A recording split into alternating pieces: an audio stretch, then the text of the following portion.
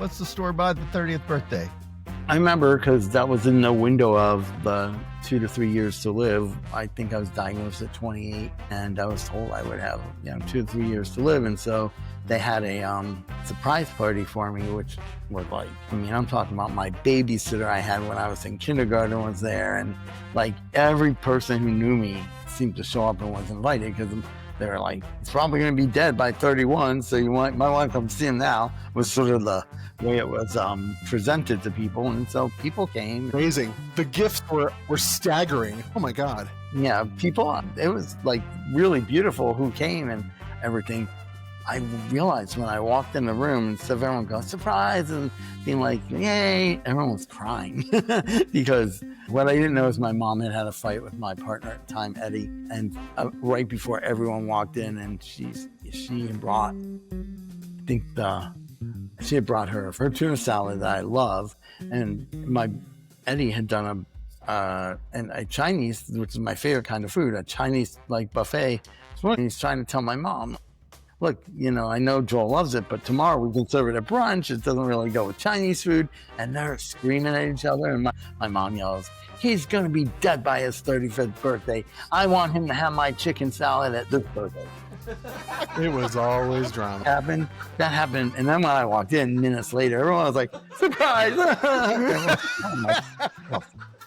What's going on here?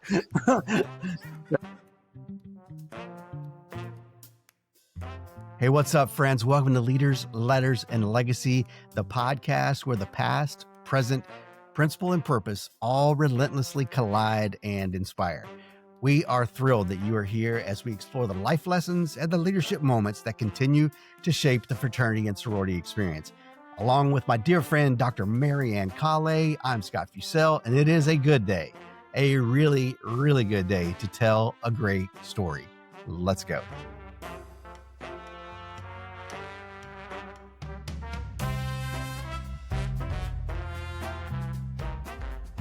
Welcome to part 2 of our conversation with TJ and Joel, and a look back at their legendary program, Friendship in the Age of AIDS. We pick up right where we left off. Yeah.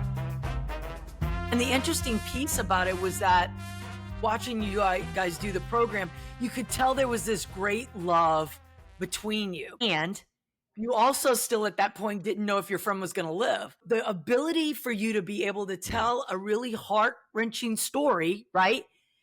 And then to create an environment where people are laughing their asses off, because some people would probably sit there and be like, okay, his friend is really sick, but he is really funny. And this is really different, And so I think it was one of the most unique experiences as an audience member, being able to watch this dynamic, and yet it had all the emotions to it. It was, You were laughing because you were crying because you were laughing. Then you were crying because you cared about these two friends. We felt like we knew you. And this is before I knew you. Yeah. Audiences felt like they knew you because it was so just real. It was, authentic. It could have been any of us, right? Could have been any of us, but it was beautifully done. And I don't think we told you that probably during that period of time because one, we didn't ever think that Friendship in the Age of AIDS would end. I remember, and this was before social media, that moment people were like losing their shit, being like, wait, what do you mean they're done? So there was a lot going on, but I think the way you created that delivery was brilliant. And to be clear, the affection was entirely platonic. Joel and I are not each other's type. I think people for 35 years have wondered if Joel and I were sexually involved. We never got anywhere in the neighborhood of that. No. Nasty. That's just nasty. Joel and I would no. That's just disgusting. Oh, there's gross stories we don't want to get into. Nude. I don't care. I come from that open family who discussed, sex when I was 6th grade. Joel has no modesty, and I am like a completely repressed mess. So it was. Yeah. I know. If we ever needed some time alone in the room, we would just go. TJ, I need to make a personal phone call. I need to go to the lobby. Joel. And I'd go to the lobby. I'd go to the lobby and, like, work on my outline, try to perfect my jokes while Joel's. My gosh. So yeah, it was. Well, there it is. There it is. There it is. So this is one of the things that I love about the software that we use is it pulls out 60-second clips that have to be shared. And that is one I'm certain that AI is going to say, oh, there's something we got to share right there.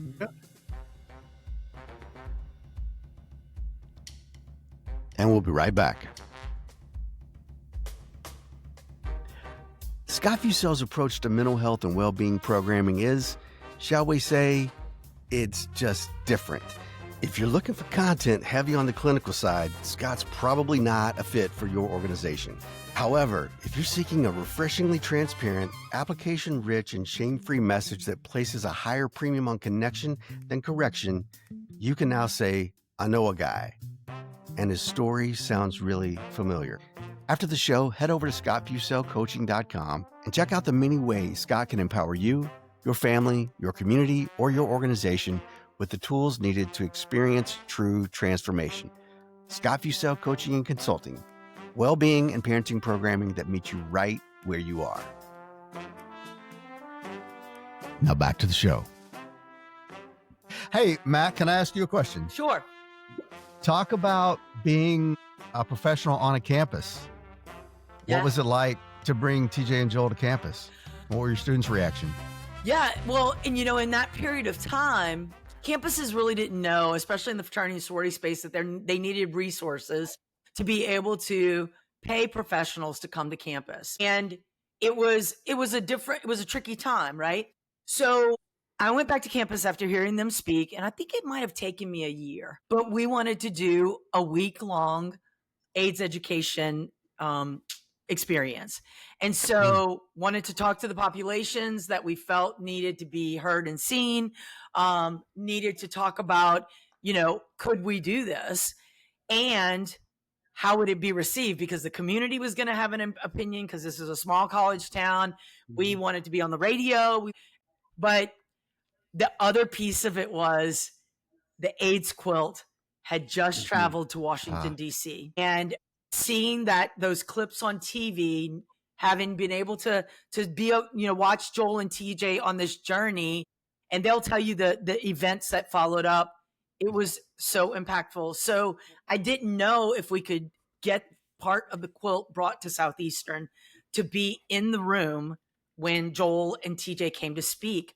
And what I learned very quickly was it was an intricate process, that when you brought pieces of the quilt anywhere, you were bringing the representation of every panel was the size of a grave, right? And Yep. so you had to be respectful that represented the individual's quilts. So I had to work intimately with the AIDS quilt folks, because they had to bring it into a room. It had to be set up properly. And then I asked them, I said, can our speakers, TJ Sullivan and Joel Goldman, can they speak in the room where the quilt is housed? And they had some moments of thought. I don't know if y'all were the first ones, like, outside of that environment to do that or whatever, but they had very clear instructions on the quilt couldn't be left alone. So students signed up for times to sit in the ballroom at Southeastern Louisiana University with the quilt. The other part was, in order to not have the quilt be any way disrespected, we had them bring blankets and sit on the floor, so they weren't in chairs. And that's the setup for how our AIDS Awareness Week, we had students, we had the African American community represented at that point, so that would be respectful of how they needed that message to be received. Fraternity members, residential life, sorority members, but it was all built around leading up to TJ and Joel were going to be speaking in the room where the AIDS quilt was actually there. And the other beautiful part that happened was we had 2 panels made with Southeastern's logo on it, that everyone who attended the viewing, because you could come see the quilt outside of their speaking, they would sign that quilt. We kept one at Southeastern that's still framed, and we sent one on with the quilt that then became a part of their story. So that sets up that. It was the first time. It was the first time others followed that, but man, I think that was the very first time that I ever spoke with the quilt right there behind me, and it was so powerful, and it was harder to even speak because here's all these people that are have already passed, and yet I'm still here, and a little bit of survivor's guilt maybe at that point because the meds were changing, and look, I'm still here today because of changing meds. But even back then, I remember meeting a house mother. I think she was a house mother at when we were at Inter IFI that summer we met you. That house mother's son had just passed away a year before, and he didn't have the chance to get on the meds that I had the chance to get on the meds. And I'm still in touch with her because it's like it was. So there's a little bit of survivor's guilt that I was alive long enough and I had access to meds that some people did not have access to because of family connections and things like that. So to speak in front of that was so powerful and moving. I think a lot of people followed your lead after that. Like other campuses started to bring it. So Well, I always say that Joel and I were sort of like the third generation AIDS warriors. The first ones were the ones who were dying and going to funerals every week of their friends and who were screaming in the streets about meds. And, those people are my heroes. I can watch documentaries about the very first days of AIDS and I just well up in tears because that wasn't where I came into the story, and I just have nothing but reverence and admiration for the people who just dealt with their friend groups just dying all around them. And then the second generation was kind of like all the medical people, right? The people who were fighting for drug testing and all, I mean, like there's stories of doctors and nurses and people who did miraculous things to try to help people who were infected. That was the second generation. And then I think Joel and I were part of this third generation that were like, okay, let's take it out to the masses, right? And that's what we were doing. But while we were doing that, the fight was still going on in the background, and having the AIDS quilt behind us was such a memory of the fact that, my God, here we were making jokes about dental dams and whatever, but real people had died. This had decimated the gay community, especially, and and especially in big urban centers, New York and San Francisco.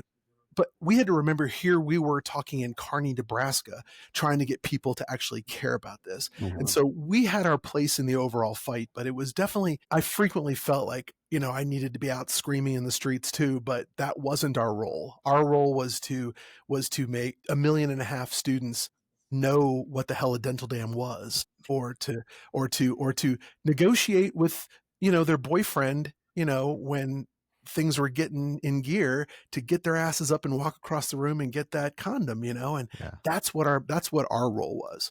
And so I feel really good about that. But I have to say, in the moment, I sometimes felt like we had the easy lift. It felt sometimes. I don't know, Joel, if you felt that way. No, I felt exactly the same way. Like we were just out there educating. We weren't out there fighting for the drugs or fighting for the, But you were saving lives with your stories. Yeah. And I don't know if you've ever reconciled that, because I know as humans, we are like, yeah, I'm just a part of the blah, blah, blah. But you saved lives because you educated people who would have never educated themselves. Yeah.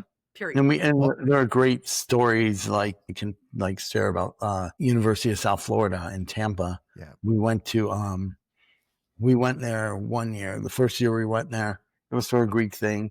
And there were maybe 20 people in the room.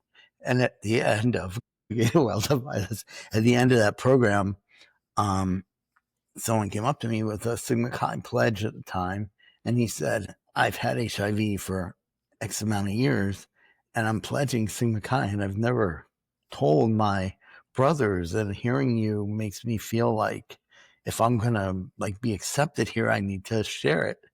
And I said there's pros and cons, and we kept in touch, and he did share it, and the Sigma Chi chapter there was incredibly supportive of him, and even to the point where it didn't just stay within their walls. They shared, with his permission, his story was shared elsewhere. And the one thing, his name was Jared, the one thing that Jared said to me is like, I just wish more people in in the Greek community or on the campus here would have been here tonight. There were like 20 people. And that was his big sadness about our program, is that, you know, mostly sorority women, I think, and, you know, a couple guys and him. And so the next year we were brought back to University of South Florida, and we found out right before, I think it was the day of, it was that Jared had actually passed away a few days earlier, and Sigma Chi wanted to do their White Rose ceremony, I think it's called, the ceremony for when someone passes, and they right before we spoke on the stage. Right before we spoke, and that ballroom was like, it was a big convocation center. It was packed with thousands of people. At least 1,500 people there for that, and not a dry eye in the room. And his, but his kind of like, we fulfilled what he wanted, more of his friends to hear it. And it was really, he fulfilled it by passing and being open about it. I don't usually get this emotional when I talk about that, but I think that was one of the most poignant things when you say, you know, did you save lives? We know that students that night were listening because they just witnessed Jared pass away. And I remember a young woman telling us that she had not spoken to her father, who was positive, in years. And after hearing our program, she called him. Wow. And so we, you know, I have to say, this is just a good place for me to say, like, there's always this debate, like, do speakers make a difference? Do speakers make a difference? Oh, you know, speakers come in, they don't change anything. It's just a feel good thing. Speakers don't make a difference. I know that's crap, because I know that we change lives, and maybe ours was special. I don't know. Maybe every program doesn't move the needle, but my God, I know that we moved the needle on this, and it was that was hugely rewarding, but also devastating, because we were reminded on a daily basis that this was a public health crisis, and we were up there making jokes and doing different things, but God, there were a lot. This was a huge deal. I mean, we never doubted that we were doing something important. I think we sometimes just weren't sure where it was going. Well, I think you can be relevant or you can be rigid. And I love that you guys chose to be relevant versus succumbing to the rigidity that others thought that you should be presenting with. The other part of this that I hope our listeners, whatever age and stage that they're at, can really understand was this was before the age of social media and technology. Like, even email didn't exist. That's right. TJ and Joel were able to create a movement on college campuses before there was the reach that we have today. And I think, you know, in order for us to kind of really look at the impact that they had, you have to put it into perspective that this happened in real time, in real spaces where people were present. It wasn't virtual. It wasn't TikTok. It wasn't, and they created. You weren't fighting a ballroom full of people that are, but they were creating a movement with people who would have never even been aware if it didn't show up on a television or in a newspaper. So I want to make sure that our listeners put that into context, because it's easy in 2025 to say, I'm going to start something and this is how I'm going to launch and deliver. These two men, you two, did it. Today, people would study this process and how you did it. Yeah.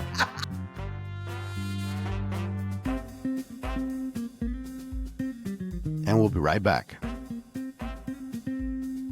Dr. Marianne Kale is a nationally recognized facilitator and leader in building belonging and organizational culture.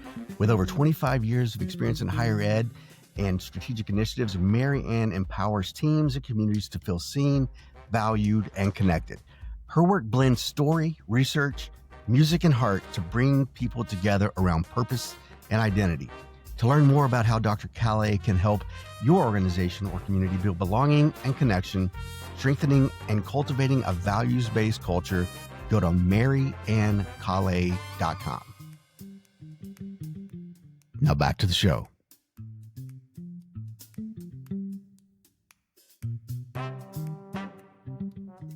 One of the things I think people would study, to stay with that analogy, Mac, is I think they would study the pace of play here.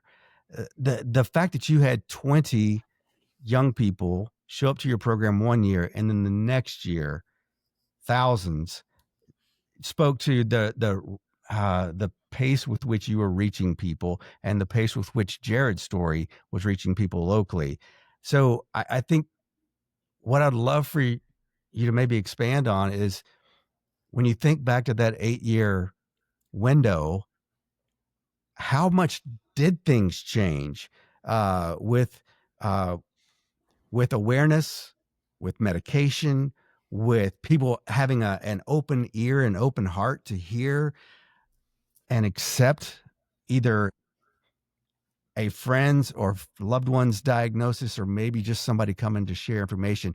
Talk about how much things changed culturally and medicinally during that 8 years. I want Joel to definitely talk about how it changed for him, because I think he was living the change, right? But I do also just, I feel like it's so important to mention that we weren't operating in a vacuum. This was during the time Pedro Zamora was on The Real World on MTV. And my God, his cultural impact was huge. And so we were not the only thing. It wasn't like we just came in and like no one had heard of this. Between Magic Johnson and Pedro Zamora and just, Rock Hudson, for God's sake, it was in the culture and it was right there. And people were cluing into the urgency as we were out there filling 5,000 seats a week. So Joel and I were somehow surfing this wave, and the timing was perfect, and our friends made it happen, and just all this sort of stuff. But Joel, talk about like the difference between 1993 and 1999. Yeah. When we started, I think I was saying in the program that I had 2 or 3 years to live. And by the time it ended, the antiretrovirals had been discovered, and I was on them, and I was talking about, living a long, healthy, normal life, just had to take my medicines all the time. And even back then, I remember TJ used to take at one point I took like 36 pills a day, and some had to be refrigerated, and it was a pain. When we traveled, it was like I had to have a little ice thing for my refrigerated pills, and we had to find a place to refrigerate them. And we were a traveling pharmacy. I know. The first couple of years. Yeah. And so, but that's what it took. And now, now here I am. I guess it's more than 30 years. I was diagnosed in 92. So I think we're talking 33, 34, 35 years. Now, all I do is I get 2 shots every other month, one in each hip. And that's it. I don't take any other meds. I take 2 shots. Cabenuva it's called. And it's, it's changed my life in a way that I'm not living by the pills anymore. Those 2 shots are amazing. And they're talking about that they're going to get them down to 1 shot and make it even 1 shot a year. And my immune system's better now on Cabenuva than it was on any of the pills. So I think the surfing metaphor is actually very apt, because it's almost like we were on this huge wave way out in the ocean. And then as we got closer to the, 1999, we were riding a smaller wave, right? When we first went, it would be like we were the first time anybody had anything about HIV or AIDS on their campus. By 99, we would have the student HIV peer educators having a booth outside, and so it just, in that 8 years, just the cultural awareness and the college health environment and just everything. By that point, we were riding because people loved the show, right? But the urgency wasn't there. And that's why in 99, I said to Joel, you're going to live a life now. And I think I need to live one too. I think I need to do something different. And so I'm the one that killed the program in 99. Yeah, not the other way around. Yeah, people used to think, oh, Joel's health, he's tired. And it was on. Yeah, we thought we would end because Joel's health would give out. And it ended up being me that said, I want to have a family. I want to buy a house. I want to start a business. I want to do some other things, So yeah, the 90s AIDS was the big explosive issue, and we were just the guys at the right time, I guess. So, and what I find amazing, I still have it. It's a big crate of letters, handwritten letters from people who heard us speak. First of all, people don't write letters anymore, but if it had been emails back then, I think that big crate would have been times 100 in terms of who we heard from. And I can pull out any letter in that crate, and usually it's talking about how we changed someone's life or made their life easier. We did get a little bit of hate mail too, a little bit. I'm sure you did. A little bit. And it was mostly like people sending us scripture and things and telling us that, we had some of that. But I have a friend, her name's Amy Weinblum. She spent 11 years when Oprah transitioned from the big TV thing to going into her next wave, my friend was Amy was her chief of staff. We've been friends for even longer than before she was working with Oprah.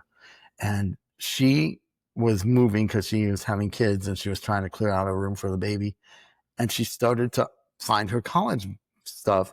And she said she cut out one article during her 4 years at Penn State. And the article was of us speaking, and she saved it because it meant something to her. And she said it's the only article she saved over a 4-year period. And when she told me that, she called me one night. I just couldn't believe it. And I sent to TJ and said, look, we had an impact that we didn't even know we had for her to save that one article about us. Well, Joel, let me stay right there for a second. I watched you get really emotional talking about Jared, and to hear you describe Amy's story there. What were the key messages, or maybe how you delivered it, that were really impacting students, where my understanding is that you would get one set of questions and TJ would get like a completely different group coming up talking to him. So talk about the bitterness. Talk about that. Talk about the difference and how that impacted you. And maybe TJ, maybe you talk about how it impacted you as well. Before they do that, let me tell you, after, even throughout the program, through those 8 years and even after, people would say, hey, how's Joel? I'm like, God, he's doing so much better. The meds are working, blah, blah. And then they would be like, that dude, TJ, chicken burrito. And that would be the analogy that they would give. It would be like, how's Joel? Oh, that dude, chicken burrito. He can tell you what that means. But I mean, chicken burrito lived on for years. It still does. I run into people who saw us who like 30 years now, and they're like, they remember that part of. I'll tell about it. But Joel, tell them the kind of things people would say to you after the program. Yes. Like I was getting serious, like questions, like women who are like, well, my boyfriend, I remember specifically on a Catholic campus, this woman came up and she was like, my boyfriend says if we do it anally, I'm not at risk and I'll still be a virgin. And I would get those serious types of like. And the dead relatives, you got all the dead uncles and the dead cousins. And he was every night was awake after the program. I would go, I have 13 cousins and 2 uncles. And then I would have like every night. And then I'd have the hot fraternity president come up to me and go, look at my penis. Do you think this is too big for a condom? And I was like, wow, no, I think you can do it. So we drive away and I'd be like, oh my God, like 6 hot fraternity guys came up and asked about their sex lives. And Joel would be like, I got 4 dead uncles and a, infected aunt. And I'm like, that's great. Man. So I definitely got the good side of that part of the program. I got all the hot dudes that wanted to talk to me about how they had sex. So that kept me going for probably years 6 through 8. Yeah. I don't know. I say I need a private phone call now after this. And we'll be right back. Scott Fusel's approach to mental health and well-being programming is, shall we say, it's just different. If you're looking for content heavy on the clinical side, Scott's probably not a fit for your organization. However, if you're seeking a refreshingly transparent, application-rich, and shame-free message that places a higher premium on connection than correction, you can now say, I know a guy. And his story sounds really familiar. After the show, head over to scottfuselcoaching.com and check out the many ways Scott can empower you, your family, your community, or your organization with the tools needed to experience true transformation. Scott Fusel Coaching and Consulting, well-being and parenting programming that meets you right where you are. Now back to the show.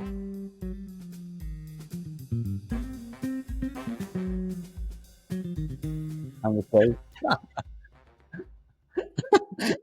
Okay, so TJ, what were the pieces that you would share in your segment? Because it sounds like Joel would come on, tell his story, then you would come on and bring some kind of light and humor to it, and then you come on together. What were some of the things that young men, especially, it sounds like more the straight guys are probably coming to you to say, Sadly, the gay ones never came to me. Sorry. The gay ones came to me.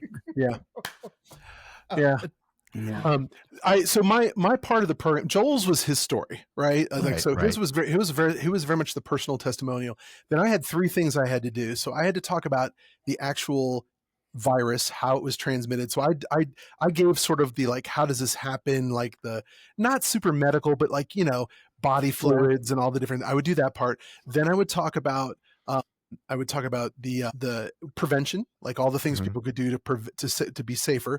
And then I also talked about the alcohol part. So I would talk, and that's where the chicken burrito thing came in. I made this analogy one night. God knows where it came from, but I said, you know how like at 2 a.m. when you're starving and you come out of the bars or the party, and the only thing you can think about is a chicken burrito. Like, you want that more than you want to take your next breath, and you will walk through a drive-through because you just want that damn burrito so bad. And I'd be like, nothing else matters. And I'd put my hands up, on the side of my eyes, and I'd be like, it's like blinders, like chicken burrito, chicken burrito, chicken burrito. That's all you can focus on is chicken burrito. And I said, sex is like that. When you're horned up and you're drunk and you want to have sex becomes your chicken burrito. And that always got a huge laugh, and it was a big thing.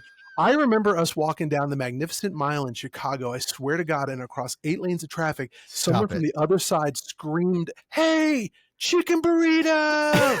from across the Magnificent Mile on. I was like, Joel, we're the most famous, non-famous people in the world because people are screaming at us across 8 lanes of downtown Chicago traffic, a line from our program. So. And we never get sponsored by Taco Bell, but you could. You should have been sponsored by Taco Bell. I know. You should have been. Today you would have an NIL contract with Taco Bell. Back then, we didn't know we could have had a contract. Well, I mean, after your sessions, hashtag chicken burrito would have been trending. No question whatsoever. For sure. Absolutely. Yep. My goodness. Coming to my office, and it'd be like chicken burrito, and they just bust out laughing. It was just. And we also showed a video that Joel shot. Joel did such a great job. He went and talked to these students during the daytime and said, and they would say really responsible things. And then Joel went out, and this was at Ohio State, right, Joel? I did the video?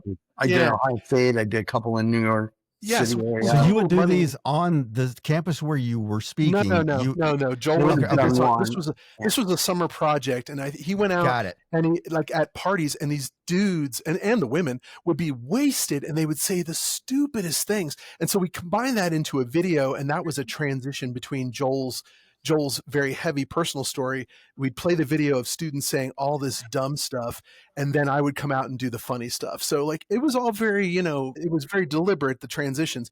But no, that was a big thing. I don't know where I was going with that, but that, we let the students talk for themselves. We weren't being like, oh, you're a bad person if you think this. So we were not being scoldy. We were being like, hey, what do you think? And everybody would say, oh my God, I know that guy. Like, these are people I see every am that Friday guy. Or I am that guy. Yeah. So that was a major part of the success of the program. And there was one time where we were on a campus, and that guy who was really drunk in our video was in the audience. No. And he didn't realize that, he'd gone on a road trip to Ohio State or something, and he didn't know he had signed a release, but he didn't realize what it was really being used for. And he was like, it was a cathartic moment for him. He kept in touch after that about, like, how he wanted to change his image and things like that. So wow. Yeah, but it was pretty funny. TJ, Scott, I forgot your original question. What the hell was your original question? I don't even remember now. I have no idea. I have no idea what I asked. You answered it. No, I think we did. He was asking about what's changed from the beginning of the 8 years to the end. Yeah. And some of those key messages that were landing. Joel, for you, gosh, I hate that you got the dead uncle conversations. Oh, I thought it was hilarious. By the way, I would just want to be very clear to our listeners. That's a TJ term. That is not a Scott term. Obviously, your story in and of itself is compelling enough to get those. But I still think back then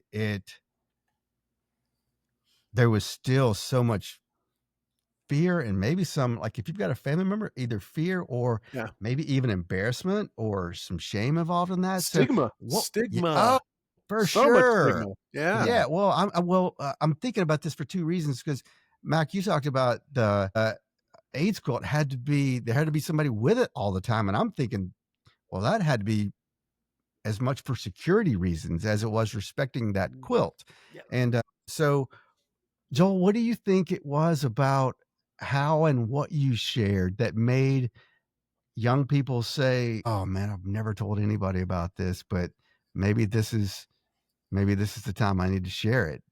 I think whenever you're a speaker who has a personal story to share, and I've talked about this with other people like Ross Zabo, who does mental health, as you might know, and whenever you share your personal story, it's almost like an invitation for everybody who just heard you in the audience to come up and share their personal story, because they don't feel comfortable all the time sharing those stories with the people in their lives. Now, we hope that after hearing our program, more and more people do. And we've heard, and some of those letters talk about, like, I talked to you after the program and I took your advice and I shared with my sorority, and, how it's helped them. But I think anytime you're a speaker with any kind of personal issue and you open up, you've opened the door for anyone to come up to you and share theirs. And I used to watch TJ, because he get his 4 or 5 hot fraternity guys, and then I'd have a line of like 20 people, and TJ is like ready. When he's done, he is done. He wants to go back to the room.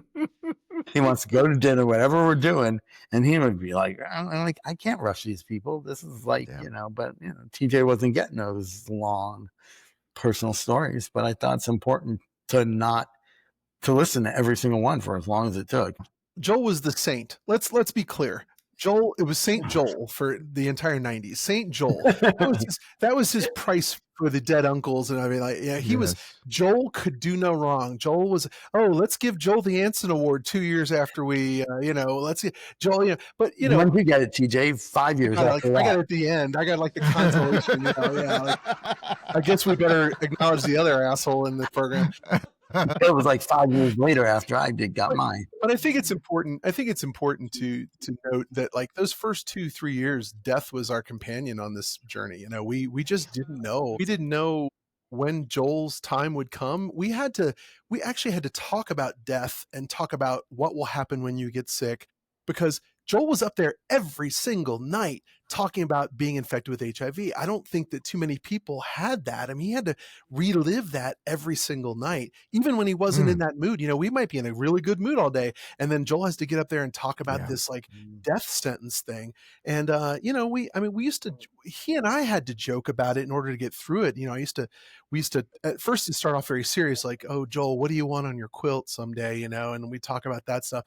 And then by the end, it was like, "Here's the song I'm going to play at your funeral." I can see clearly now the rain is gone. Golden's gone. And I made a whole mix of songs I was going to play at his funeral, and they were all inappropriate, and so, but we had to navigate the emotions every single day. And what people don't understand about speakers is sometimes you have to get up there and do the program, and you are not in the right mood to do that.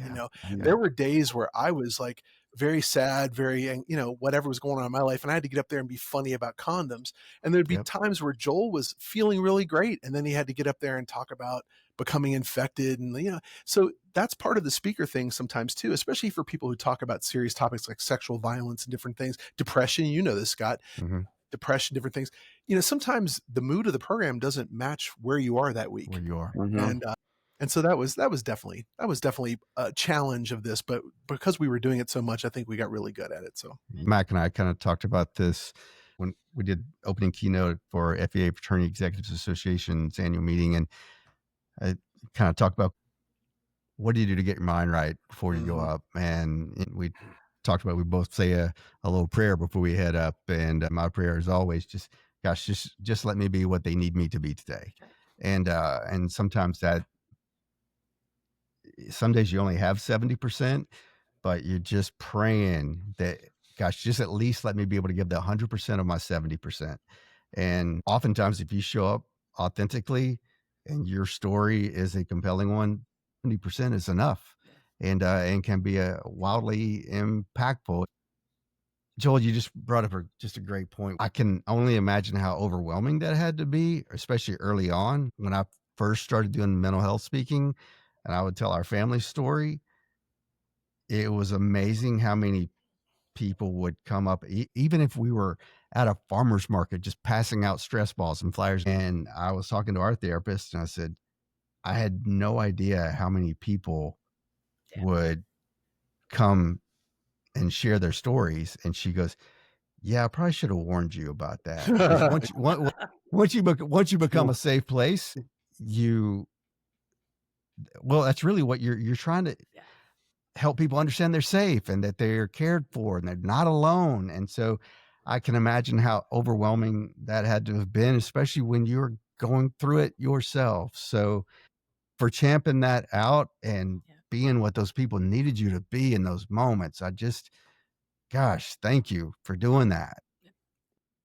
I think it helped me immensely deal with the fact that this is what I had. I mean, that this was my trajectory. And I always felt like at least I'm going to say my infection meant something at the end of my days, or someone will say at my funeral, whatever happened. Yeah. I just knew that by doing that, it was giving me, and it was giving TJ as my friend. I don't want to speak for you, but it gave you also to feel like you did something to support me. Right. I mean, I think, and Joel's motivations were very much about making his life matter and all these sort of things. I think at a certain point, it became like, I became very aware of the educational momentum we were creating. I was in the Joel and TJ story. I was the business person. I was the one who was doing the marketing. I was building, I didn't even understand it at the time, but I was building the foundations for what would be the company I would start later. And, so I was being propelled by the numbers in the audiences and the amount of press coverage we got. And like, I was going for amount of impact. Yeah. And I think, Joel was going for relevance and meaning and like, and courage to keep dealing with whatever the new drug was. And here's another thing. Those drugs in the early days were messing with his system. I mean, my God, the amount of time we had to spend in bathrooms and different things just because Joel was fighting AZT, wreaking havoc on his stomach. And he was living that medical reality. I was just trying to propel this damn thing to see how long it would go and what we could do with it. So, again, it was one of those things where lightning in a bottle, man, we just were the right two people, I think, and we did love each other so much just as friends and business partners and all that sort of thing. And, every day we knew we were making a difference, even on the hard days. And there were plenty of hard days. You've been listening to Leaders, Letters, and Legacy. The show is produced by Scott Fussell and hosted by Dr. Marianne Calais and Scott Fussell. Background noise is provided by Bailey, Bentley, and Lincoln. Spousal support provided by Sue and Reed. For more, be sure to follow the show on Facebook, Instagram, YouTube, and TikTok. And to help others find the show, be sure to rate and review the podcast before logging out. Leaders, Letters, and Legacy is an L3 Learning production.